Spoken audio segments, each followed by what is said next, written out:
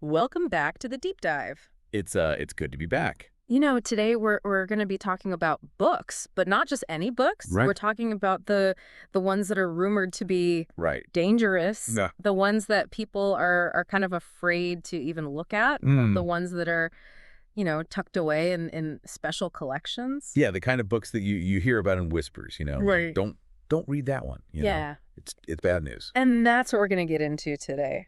Occult Archives, episode 156. 156. The 72 Spirits. Oh, Secrets of the Lesser Key of Solomon. the Lesser Key of Solomon. And for this one, our source is going to be Samuel Liddell MacGregor Mather's translation Okay. of excerpts from this Lesser Key of -solomon.pdf. Right. Now, the Lesser Key of Solomon is actually part of a larger work. Yeah, it's also called the Lemegeton. Right. And it's broken up into 5 books. Okay. The first, 5 separate books. yeah, 5 separate books. Okay. The first of which is the Goetia. Okay. And that's the one that we're really going to focus on today. All right. So we're diving deep into the Goetia.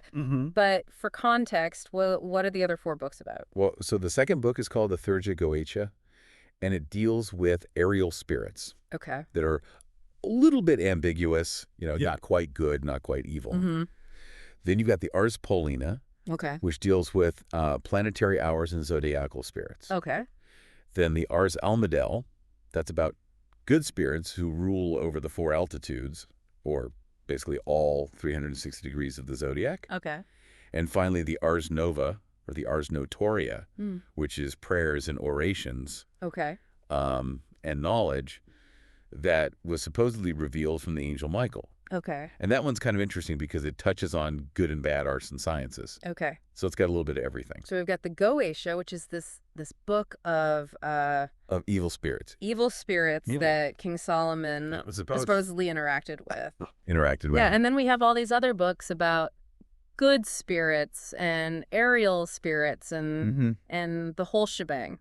Yeah, pretty much the whole gamut of the spirit world. Okay, so now we're going to dive specifically into the Goetia, this first book of the Lemegeton. All right, sounds good. And it's all about these 72 chief spirits. Now, these spirits, they're not just like thrown in there all willy-nilly. No, not at all. They're actually They're very organized. organized. They've got a whole hierarchy. They've got ranks. Yeah, it's almost like a military structure or something. Right. They've got the feudal. Yeah, feudal system. Feudal. And even the metals that are prescribed for their seals Right. seem to have a hierarchy to them. Yeah, like the higher up you are, the more precious the metal. Okay, so at the very top of this hierarchy, we've got We've got the kings. the kings. Yeah, and their seals are made of gold. Of course, kings in gold. Now, there are 9 kings that are named in the Goetia. Right. Some of them are probably familiar to people, Oh, yeah, I'm sure. like Baal, Paimon, Mm-hmm. Belith, Person, Asmodee, Vinay, Balaam, Zagan, and Delil. Belial, the big guy. Yeah, so that's our top tier, our 9 kings in gold. Right. So what's next down the line? Next down, you've got the dukes. The dukes. Yeah. And their seals are made of Copper. copper. Yeah. Okay, So a step down from gold. that's it down. But still, copper is a pretty valuable metal. It is. So they're still pretty important. Oh, yeah, they're still pretty high up there. Okay, so now there are 23 dukes in the Goetia. Right. And are there any that you want to highlight? Well, there's one named Agaris, Agaris, okay. and he's said to be able to teach languages and cause earthquakes. Okay, so that's pretty interesting. Yeah. From language to natural disasters. Yeah, he's a busy guy. He's a multitasker. Yeah. Okay, and then there's also Valefor. Right, Valefor's, he's the one that tempts people to steal. Okay, so he's kind of like the patron saint of thieves. Yeah, something like that. Okay, and then there's also Dantalion. Dantalion, he's a really interesting one. Okay, why is that? Well, he's said to know the thoughts of all people, Okay, and he can even change them. so he's like a mind manipulator? Yeah, kind of like a spiritual influencer. Okay, Yeah, that's a little creepy. yeah, a little bit. All right, so we've got our 9 kings in gold, our 23 dukes in copper. Right. What's next? Next, you've got the princes or prelates. Princes or prelates? Yeah, the text kind of uses them interchangeably. Okay, so a little bit of ambiguity there already. A little And their seals are made of Good. tin. Yeah. Okay, now there are 7 of these. Right. And what are some of their special skills? Well, there's one named Visago, Visago. and he can tell you about the past and the future. Okay, so he's like a seer. Yeah, kind of. He can also help you find things that are hidden or lost. Oh, so he's also like a finder of lost things. Yeah, I guess you could say that. Okay, and then there's also Citri. Right, Citri, he's the one that can make people fall in love. Okay, so he's like a love doctor. Yeah, the ultimate wingman. Supernatural matchmaker. There you go. Okay, so those are our princes or prelates. Right. They're made of tin, and they can do things like tell the future, find lost things, and make people fall in love. Right. Okay, what's next? Next, you've got the Marquises. The Marquises, and they're made of Don't silver. tell you. Okay, so we're back up in the precious metals a little bit. Yeah, a little bit. Okay, so there are 15 Marquises. Right. And any that stand out to you? Well, there's one named Samigina. Samigina, okay. And he can teach you all the liberal sciences. Oh, wow. Yeah, he's like a walking university. Okay, and what else can he do? He can also give you an account of the souls of those who've died in sin. Okay, so he's got like a direct line to the afterlife. Yeah, something like that. Okay, that's pretty interesting. Yeah. Okay, and then there's also Nibirius. Nibirius, he's really good at the arts and sciences, Okay. especially rhetoric. Oh, so he's like a master persuader? Yeah, I guess you could say that. Okay, and then there's Phoenix. Phoenix, he's kind of a poet and a musician. Okay, so a more artistic marquis. Yeah. Okay. That's pretty interesting. Yeah, it's a pretty diverse group. Okay, so we've got our kings in gold, our dukes in copper, our princes or prelates in tin, our marquises in silver. Right. What's next? Next, you've got the presidents. The presidents. And their seals are made of... Mercury. Mercury. Yep. Okay, so back down to a less precious metal. Yeah, I guess so. All right, so there are 14 presidents. Right. And what can they do? Well, there's one named Marbus. Marbus. Yeah. Okay. And he can cause and cure diseases. Okay, so he's like a doctor? Yeah, kind of. Okay, what else can he do?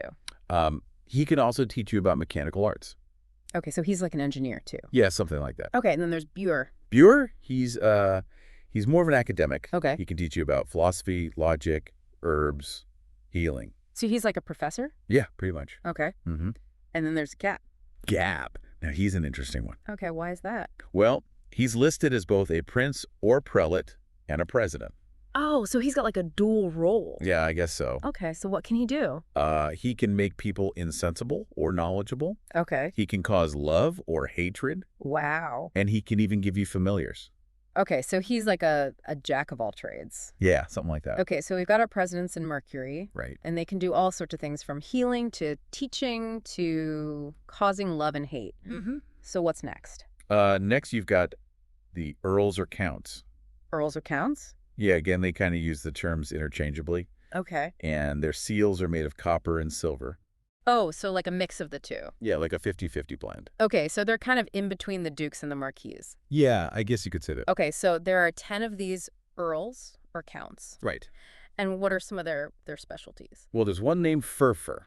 Furfur. And he can tell you the truth. Okay. But only if you compel him to. So you have to force him to be honest? Yeah, basically. Okay, and what else can you do? He can also cause love between people and raise storms. Okay, so he's a bit of a romantic and a bit of a troublemaker? Yeah, I guess you could say that. Okay, and then there's Ram. Ram, he's kind of a bad guy. Okay, why is that? Well, he steals treasure, destroys cities, and causes love and hate. Okay, so he's kind of like a force of chaos. Yeah, pretty much. Okay, now we also see some names repeating here. Right. Botus, Marax, and Glaciella Bolus. They're listed as both presidents and earls. Yeah, it's like they got a promotion or something. Okay, and then Vinay is listed as both a king and an earl. Yeah, so it seems like the ranks aren't always so clear-cut. Yeah, it's a little bit fuzzy. Yeah. Okay, so we've got our earls or counts in copper and silver. Right. And they can do all sorts of things, from telling the truth to causing storms to destroying cities. What's our last rank? The last rank is the knights. The knights. Yeah. And their seals are made of... Lead. Lead. Yeah. Okay, so not very precious at all. No, not really. So are there a lot of knights? Actually, there's only one. Only one knight? Yeah. And who is this lone knight? His name is Furcus. Furcus. Yeah. Okay, and what can he do? Well, he's basically a teacher. Okay. He can teach you philosophy, astrology, rhetoric, logic, palmistry, and pyromancy. So he's like a master of all the occult arts. Yeah, pretty much. Okay, so that's our hierarchy of 72 spirits, Mhm. from the kings in gold all the way down to the lone knight in lead. Right. Now, the Goetia also mentions 4 great kings. Yeah, they're like the big bosses. You got Ememon, Corzin, Zimime or Ziminair, Okay. and then Goap. But he's also got a bunch of other names, Like what? like Paimon, Orions, Urians, Eraton, and Ijin. Wow, that's a lot of aliases. Yeah, it's like he's trying to stay under the radar. Okay, so what do these great kings do? Well, they rule over the 4 cardinal directions, Okay. and they have all 72 of the other spirits under their command. So they're like the generals of the spirit army? Yeah, something like that. Okay, and when do you call upon these great kings? Only on really important occasions. Okay. Like if you need to send one of the other spirits on a mission. So they're not like your everyday spirits? No, they're more like the special forces. Okay, so that's a lot of information about the spirits themselves. Mm-hmm. But the Goetia also gives you very specific instructions on how to work with them. Right. It's not just, you can just call them up whenever you want. No, there's a whole process. Okay, so what are some of the key things you need to know? Well, first of all, you got to pay attention to the moon. The moon. Yeah. Okay. The best time to work with spirits is when the moon is 2, 4, 6, 8, 10, 12, or 14 days old. Okay, so very specific lunar phases. Yeah. Okay, what else? You also got to pay attention to the time of day. The time of day. Yeah. Okay. Different spirits are more amenable to being contacted at different times. So it's like they have office hours. Yeah, kind of. Okay, and how do you know what time to contact which spirit? The Goetia tells you. Okay, so it's all laid out in the book. Yeah. Okay, what else? And of course, you got to have the right seal. The seal, Yeah. and that has to be made of the right metal. Right. Corresponding to the spirit's rank. Exactly. Okay, so it's all very precise. Very precise. Very ritualistic. Mm-hmm. Okay, so assuming you've got all that figured out, Right. the Goetia also gives you a whole list of magical requisites. Yeah, you're going to need some supplies. Okay, like what? Well, you're going to need a scepter, a sword, a mitre, a cap, a long white linen robe. Okay.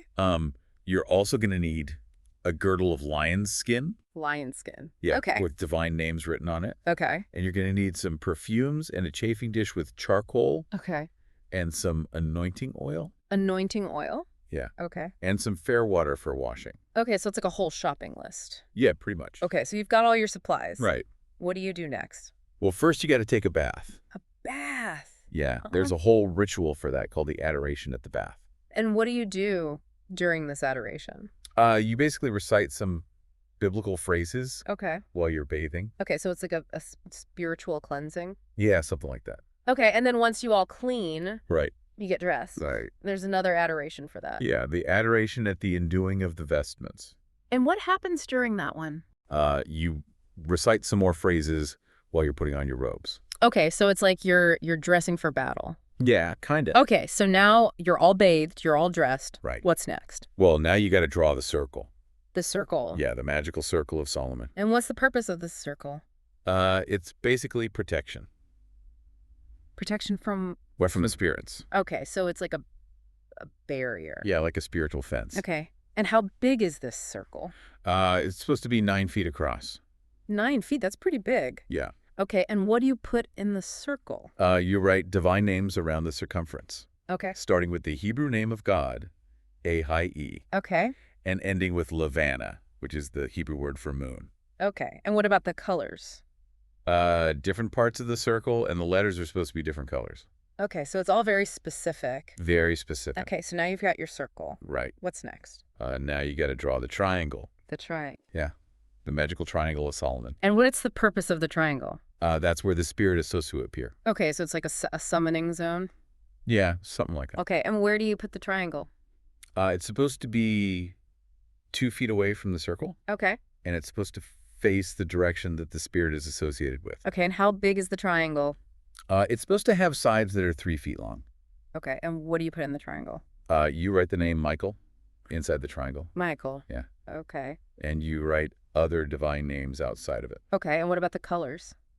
Again, different parts of the triangle, and the names are supposed to be different colors. Okay, so it's all very precise and color-coded? Mm-hmm. Okay, so now you've got your circle and your triangle. Right. What else do you need? Well, you're also going to need the hexagram of Solomon. The hexagram of Solomon. Yeah. Okay, what's that? It's a 6-pointed star Okay. that you make on parchment from calf skin, Calfskin. Okay. and you wear it on your robe, covered with a piece of white linen. Okay, and what's it for? It's supposed to compel the spirits to take human form and be obedient. Okay, so it's like a control device. Yeah, something like that. Okay, and what about the pentagram of Solomon?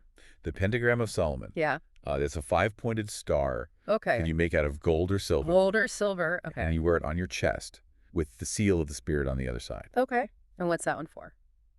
It's for protection and to command the spirits. Okay, so it's like a shield and a scepter all in one. Yeah, pretty much. Okay, and what about the magic ring or disc of Solomon? The magic ring or disc of Solomon, Yeah. that's a ring that you hold in front of your face. Okay. And it's supposed to protect you from the spirit's breath. Their breath. Yeah. Okay. Like if they breathe fire or sulfur or something. Okay, so it's like a gas mask. Yeah, kind of. Okay, and what about the vessel of brass? The vessel of brass, that's what King Solomon used to imprison the spirits. Okay, and what happened to it? Well, he sealed it up and threw it in the lake in Babylon. Okay. But then some Babylonians found it and broke it open. And what happened then? All the spirits escaped. All of them? Well, almost all of them. Okay, who didn't escape? Belial. Belial. Yeah. Okay. He decided to stay behind. And what did he do? He possessed an idol and started demanding worship. Oh, so that's how Belial got his start. Yeah, basically. Okay, that's a pretty wild story. Yeah, it is. Okay, and what about the secret seal of Solomon? The secret seal of Solomon. Yeah. That's the seal that was used to bind the spirits in the vessel. Okay, and how do you make it? It's pretty complicated. Okay, well, just give me the highlights. Okay, well, you got to be pure. Okay. You got to abstain from sex for a month. Okay. You got to pray and fast. Okay. And then you got to make it on the day of Mars or Saturn at midnight Okay. using the blood of a black cock. Wow. And it's got to be under a waxing moon while Virgo is ascendant. Okay, so very specific astrological conditions. Yeah. Okay, and what's the seal for? It's for binding spirits, gaining their favor, winning battles, protection from danger. Wow, so it's like the ultimate power seal. Yeah, pretty much. Okay, so now we've got all our tools and our seals. Right. How do we actually call forth a spirit? Well, first you got to perform the conjuration to call forth any of the aforesaid spirits. Okay, and what does that involve? Basically, you recite a long incantation Okay. where you address the spirit by name and command it to appear. Okay. You also invoke a bunch of divine names and titles, Okay. and you tell the spirit to appear in human form without any deformities. Okay. And to answer your questions truthfully. Okay, so it's a pretty forceful command. Yeah, you're not really asking them nicely. Okay, and what if the spirit doesn't show up? Well, then you try the second conjuration. The second conjuration? Yeah. Okay, and what's that like? It's basically the same thing, but longer and more intense. Okay. You invoke even more divine names, Okay. and you really lay down the law. Okay, and what if that doesn't work? Well, then you try the constraint. The constraint. Yeah. Okay, and what's that? That's where you really threaten the spirit. Okay, Like you tell it you're going to curse it, take away its office, and throw it in the bottomless pit. Wow, okay. Yeah. And what if even that doesn't work? Well, then you try the invocation of the king. The invocation of the king. Yeah. Okay, and what's that?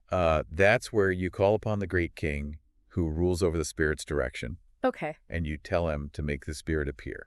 So you're going up the chain of command. Yeah, exactly. Okay, and what if that doesn't work? Well, then you try the general curse, called the spirit's chain. The general curse called the spirit's chain? Yeah. Okay, and what's that? That's where you basically coast the spirit with everything you've got. Okay. You threaten it with the bottomless abyss and eternal fire. Okay, so at this point, you're just throwing everything at it. Yeah, pretty much. Okay, and what if even that doesn't work? Well, then you try the conjuration of the fire and the greater curse. The conjuration of the fire and the greater curse. Yeah. Okay, and what are those? That's where you get really dramatic. Okay, like how? Well, you write the spirit's seal on a piece of parchment, Okay. and you put it in a black box with some stinky stuff like sulfur, Okay. and then you bind the box with iron wire and hang it over a fire. Okay. And then you recite the greater curse, which is basically the worst curse you can think of. Okay. And then you throw the box in the fire. Wow. Okay, right. that's pretty intense. Yeah, it is. Okay, so now let's say the spirit finally does appear. Right. What do you do then? Well, then you give it the address unto the spirit upon his coming. The address unto the spirit upon his coming. Yeah. Okay, and what's that? Basically, you show it the pentagram of Solomon, Okay. and you tell it that you're not afraid of it. And you command it to answer your questions truthfully and obey your commands. Okay, so it's like a dominance display. Yeah, pretty much. Okay, and then what? Well, then you give it the welcome unto the spirit. The welcome unto the spirit. Yeah. Okay, and what's that? You basically tell it that it's welcome because it obeyed your summons. Okay. And then you bind it to stay within the circle until you're done with it. Okay, so you're not letting it go anywhere. No. Okay, and then once you're done with the spirit, Right. you give it the license to depart. The license to depart. Yeah. Okay. Then what's that? You basically tell it that it can go back to where it came from, Okay. but only if it promises not to harm you or anything. Okay, and then what? Then you thank God for the successful interaction. Okay, so it's a pretty involved process. Yeah, it is. But the Goetia also mentions that you can command spirits to appear in the vessel of brass instead of the triangle. Right. So you can basically imprison them again. Yeah, if you want to. Okay, so that's the Goetia in a nutshell. A book all about these 72 spirits and how to work with them. Right. It's a pretty wild ride. Yeah, it is. But it also raises some interesting questions. Oh, yeah. Like, why are people so fascinated by these books? Mm-hmm. What is it about the occult that draws us in? Yeah, it's a good question.